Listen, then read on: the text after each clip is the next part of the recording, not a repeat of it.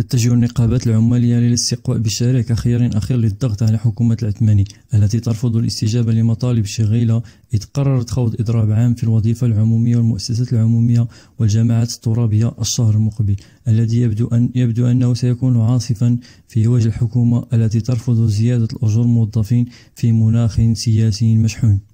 الكونفدرالية الديمقراطية للشغل قررت التعاطي مع خذلان الحكومة بمزيد من الضغط بإعلانها الخروج يوم 20 فبراير إلى شوارع العاصمة الرباط.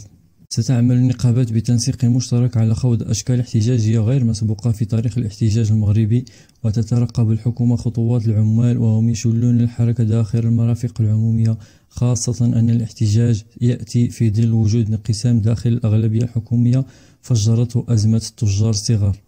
وتعتبر النقابات أن العرض الحكومي هزيل جدا، لأنه ينص على زيادة 200 درهم ابتداء من يناير 2019 و100 درهم ابتداء من يناير 2020 و100 درهم آخر سنة 2021، أي 400 درهم موزعة وليست دفعة واحدة. كما أنه يستثني مجموعة من السلالم في الوظيفة العمومية. قبل ما تخرجوا ما تنساوش تابوناو معنا في لاشين يوتيوب وما تنساوش ديروا جيم.